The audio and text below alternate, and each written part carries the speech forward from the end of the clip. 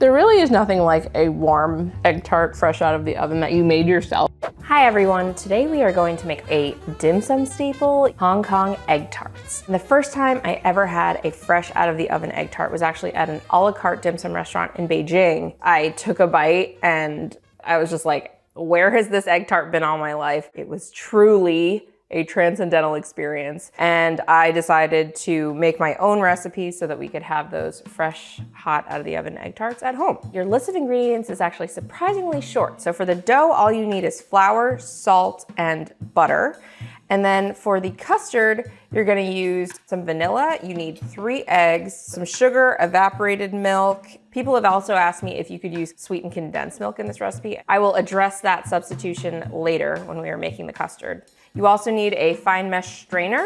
And then for the crust formation, you're gonna need circular cutters. So I have here the 4-inch cutter. You could get away with a 3.5 inch, but the 4-inch is really ideal. And then I have these specialized egg tart shells. They are just under 3 inches in diameter. If you find 3-inch ones, those will work fine too. You can get them either fluted like this or smooth like this. And I actually find that the smooth ones are a lot easier to work with. You could absolutely use a muffin pan. This sort of shallow type pan is really good. While we don't call for greasing the tart shells, if you are using a muffin pan, I might grease it just to make sure that it really comes out easily because the pastry is quite delicate. Okay, so let's start with the dough. So we need flour, we need just regular all-purpose. In the recipe, we call for fluffing the flour and spooning it into the cup or just measuring out 250 grams by weight. If you want this recipe to be as accurate as possible, I would measure it by weight. If you just take this cup and then scoop it and then dump it in, it's gonna be a lot more compacted than if you spoon it into the cup before leveling it off. King Arthur flour says that 1 cup of flour is like 126 grams or something. It's very difficult to get as little as 126 grams. We find that it's more like 140 grams. So see that? I spooned and I fluffed, and that was 135 grams. And the reason why we wanna be super accurate about the flour is that if you put too much water into the dough, it develops the gluten in the dough and it gets kind of tough. If you use less water, it becomes flakier and much more tender. So if you put a lot of extra flour in by accident because you're measuring inaccurately, you're gonna get a kind of a difficult dough to work with and a different result. We need 1/8 teaspoon of salt and then whisk that together. So now let's talk about the butter. You're gonna need 12 tablespoons, which is a 1.5 sticks if you're in the US, or 170 grams if you're not in the US. The consistency of the butter here is pretty important. You want the butter to be relatively cold, but you don't want it to be so hard like you might use for a pie crust. So I'm using this European style grass-fed butter from Costco because it has higher milk fat percentage than standard butter, but you could use regular grocery store butter as well. When you press into the butter, there should be a little bit of give and it should feel cool to the touch. I'm just going to cut it into small cubes. The butter is in with the flour, and now at this point, I'm going to use my fingers to quickly rub the butter into the dough. First, you wanna coat all the butter in your hands in flour. Press it between your fingers until you have coarse crumbs with maybe a few pea-sized lumps. I don't want the butter to melt, but I do want the butter to be really well incorporated into the flour.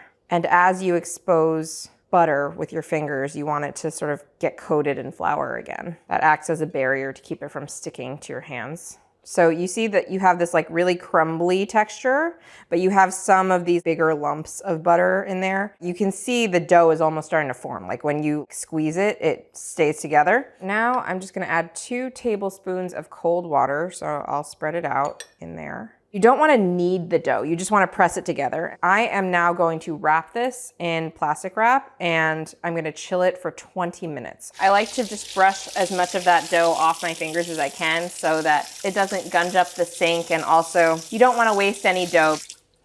So I have my plastic wrap here. I'm just going to sort of bring it all together. Once the plastic is on it, you can press it together even more. I mostly avoid using plastic wrap at all costs. This is the one time pie crust or pastry dough when I do still use it, but we will reuse this plastic wrap. As you can see, it does hold it all together really nicely and it keeps it totally sealed.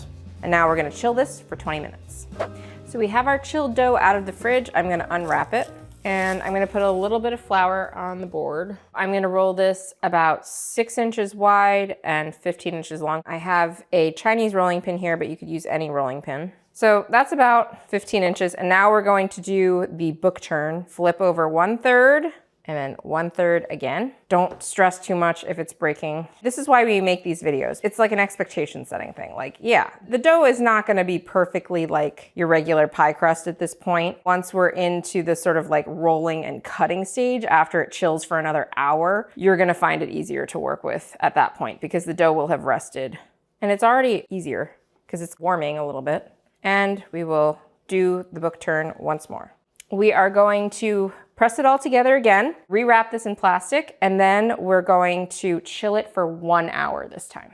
So now we're gonna make the custard and you'll see just how easy this is. So I have a cup of hot water here and I'm going to add a 1/2 cup of granulated sugar. And the reason we're using hot water is so that the sugar very quickly dissolves in it. I'm just gonna whisk it until it's dissolved. Just about there. I'm just gonna let this cool. And meanwhile, I'm going to whisk together the evaporated milk, the eggs, and the vanilla. So I need 1/2 cup of evaporated milk. Now I can also address the question of whether or not you can use sweetened condensed milk in place of evaporated milk. The answer is yes, you can do that. So sweetened condensed milk is about 40 to 45% sugar. You could use 1 cup of sweetened condensed milk, omit the sugar, and then combine that with the 1 cup of water. Once it's cooled, whisk it in with the eggs and the vanilla. I'm just going to crack my eggs. It's always a good idea to crack your eggs into a separate vessel. And I'll wash my hands and we're gonna add a teaspoon of vanilla. So you wanna make sure to whisk these really well at this point. You don't want any streaks of egg white. You wanna make sure that the eggs are really well beaten because you want the custard to be one smooth, cohesive consistency. Now that my sugar water is cooled, I'm going to pour it into here. You wanna make sure that the sugar water is cooled because otherwise it'll cook the eggs. And now we whisk this all together. And as you can see, there are bubbles here. We're actually gonna pour this entire mixture back into the measuring cup and we're gonna pour it through a fine mesh strainer so that we get a nice glassy mixture. So that is our custard mixture all ready to go. I have my chilled dough out of the fridge now. I'm going to roll it out and start making these egg tarts. You're gonna wanna roll this shockingly thinly, 0.2 inches, so 1/5 of an inch or around 5 millimeters. My dough is still pretty chilled right now and it's not the easiest to roll. So you can lightly cover it with your plastic wrap and just leave it out 10-15 minutes until it softens up a little bit. If you get a little cracking, don't panic. You'd always just push it back together. So I have my 4-inch cutter here. I'm gonna use the fluted edge, and that's how you get sort of that fluted look while being able to use these easy to use, smooth tart shells. One, you just wanna sort of like wiggle it a little bit. But don't twist it. But don't twist it because, yeah, if you twist it, you kind of mess with the lamination. So I'm gonna put it in the shell. You wanna make sure that when you form these, that there is a significant lip of dough over the edge to sort of give you enough clearance so that when the dough shrinks back, it's perfectly in the cup. So if it rips, push it back together. You can flare out the outer edge like this and then just put it onto a baking sheet. I'm just going to keep filling these shells and making my nice little lip around these egg tarts. Any excess, I'm going to crush back into a ball and then re-roll to make the rest. So I have my tart shells done. I have 14 of them. And I'm going to fill them up. So I'm gonna pour right up to around where that lip of the dough flares out. The custard is so loose, so just walk very, very slowly over to the oven. Steady. You're gonna put them into the oven at 375 and you're going to immediately reduce the heat to 350. And they are gonna bake for about 26 minutes. You don't really want them to brown, you just want them to be set. Okay, so our egg tarts are baked.